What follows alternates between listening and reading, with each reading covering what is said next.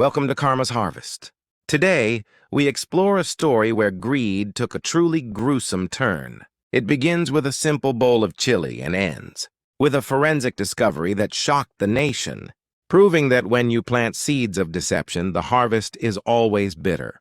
In the quiet hum of a suburban afternoon, a woman sat in a popular fast food chain, stirring a steaming bowl of chili. But with one scoop of her spoon, the ordinary became a nightmare.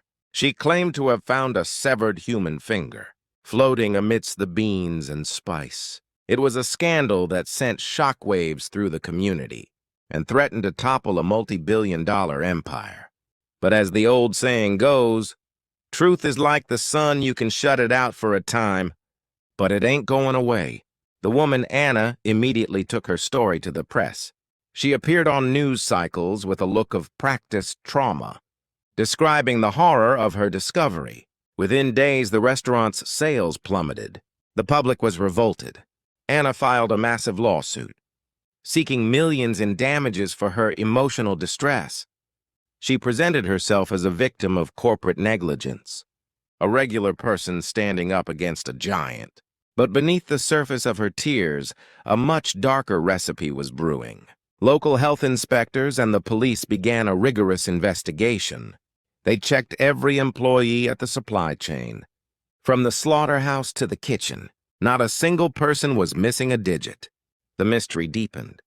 How could a human finger end up in a sealed vat of chili without anyone noticing a workplace accident?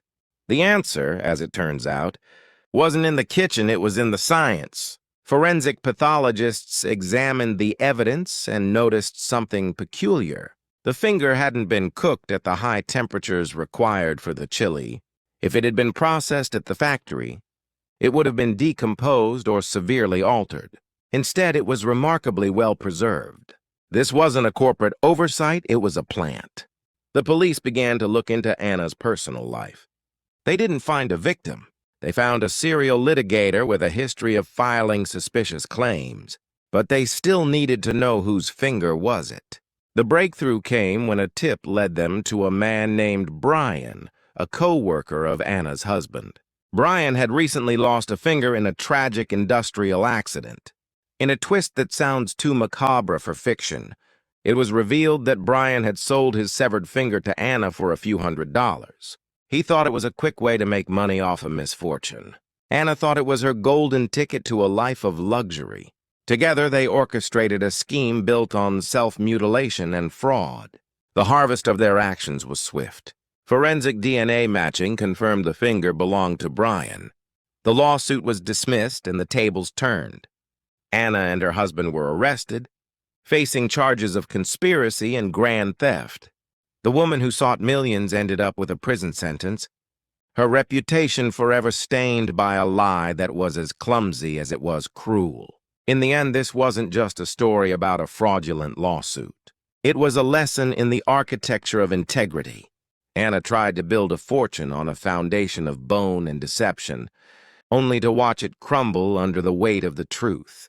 At Karma's Harvest, we believe that the seeds you sow today determine the world you live in tomorrow.